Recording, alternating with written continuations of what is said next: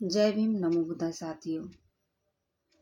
क्या लोगों की जानें इतनी सस्ती हो गई हैं कि सरकारें जो लोगों की जान की परवाह नहीं कर रही है और हमारे जो देश में अंधविश्वास और पाखंडवाद इस कदर बढ़ गया है कि लोग जान गंवाने तक को तैयार हैं और अपने परिवार घर की परवाह ना करते हुए वो अंधविश्वास और पाखंडवाद में इतना डूब गए हैं कि उन्हें कुछ भी नजर नहीं आता है। हम बात करेंगे एक ऐसी ही घटना जो महाकुंभ में भगदड़ के दौरान हुई थी। वहां की संख्या का भी पता नहीं लगा पाए थे।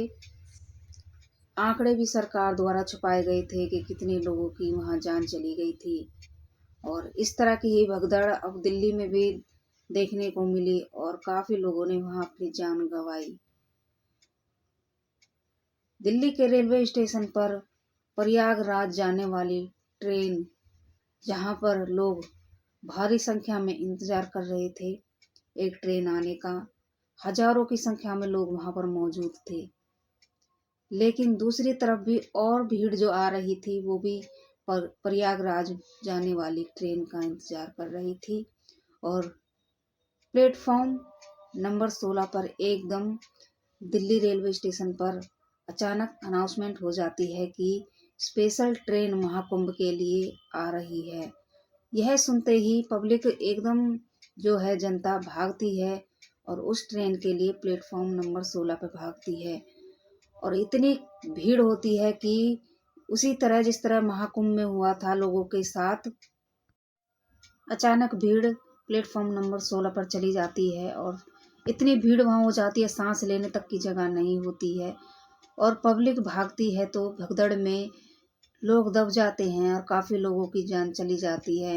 संख्या तो 13-14 ही लोग बताए जा रहे हैं, लेकिन इसका आंकड़ा और भी ज्यादा हो सकता है क्योंकि जितनी भीड़ वहां पर मौजूद थी उससे अंदाजा लगाया जा सकता है कि लोग काफी संख्या में वहां पर मरे होंगे और काफी संख्या में लोग वहां पर घायल भी होंगे। लेकिन हमारी जो सरकारें हैं उनकी मूर्खता लगाइए या जो हमारे देश की जनता है उसको इतना अंधविश्वास मानसिक रूप से इतना उनको गुलाम कर दिया है कि उनको कुछ समझ में नहीं आता है कि आप किस लिए वहां पर जा रहे हो। गंगा नहाने, पाप धोने किस लिए जा रहे हो? जब आपकी जान ही सुरक्षित नहीं रहेगी तो उस गंगा नहाने का फायदा क्या है? आपका परिवार ही सुरक्षित नहीं रहेगा तो उस गंगा स्नान का फायदा क्या है? किस तरह का पुण्य आपको मिलेगा? अगर आप को नहाना ही है तो आप साफ जल में नहाइए, अपने घर के जल में नहाइए, किसी दिन और चले जाइए। लेकिन नहीं, सरकार द्वारा जो ये प्रोपेगेंडा रचाया गया है उसमें हमारे देश के लोग इस तरीके से फंस चुके हैं कि उन्हें अच्छा बुरा कुछ दिखाई नहीं देता है। इसी तरीके का एक वाक्य बताती हूँ कि मैं एक वीडियो में देख रही थी जिसमें जो भेड़ बकरी होती हैं उनको जो उनका जो मालिक होता है वो समझाने की कोशिश करता है कि देखिए जो भेड़ चाल होती है वो कैसे होती है, लोग किस तरीके से फंस जाते हैं। एक भीड़ किस तरीके से फंस जाती है कि एक गोल गोल चक्कर होता है आग का, जो होता है घेरा, उसमें वो जो होता है बकरी का मालिक जो होता है वो गोल गोल उसको लेके घूमता है और जैसे ही वो घूमता है तो बकरियां भेड़ उसके पीछे पीछे घूमने लगती हैं और वो उस घेरे में से वो बकरियों का मालिक जो होता है वो निकल जाता है और वो बकरियां जो होती हैं गोल गोल घूमती ही रह जाती हैं, काफी देर तक वो घूमती रहती हैं।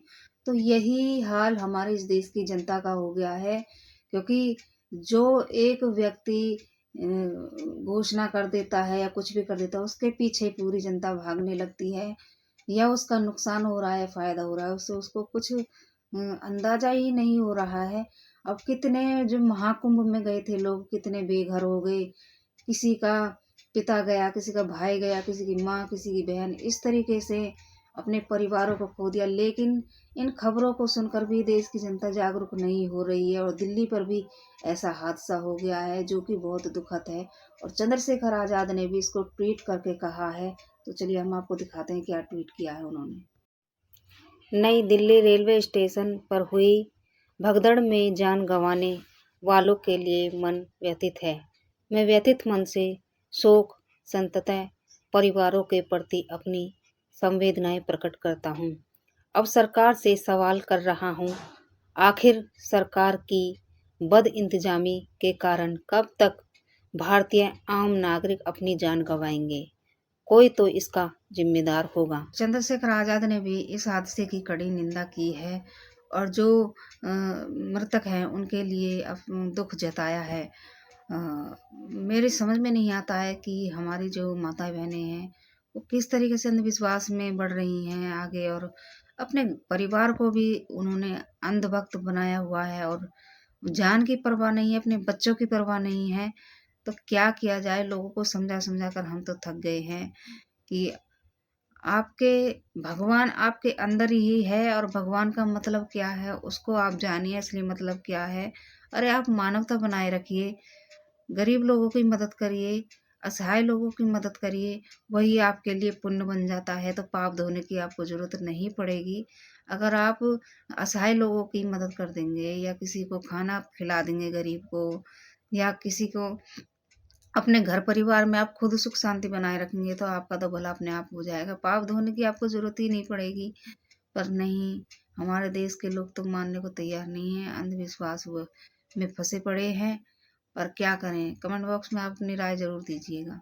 मिलते फिर आपसे अगली वीडियो में, तब तक के लिए जय भीम, नमो बुद्धाय साथियों।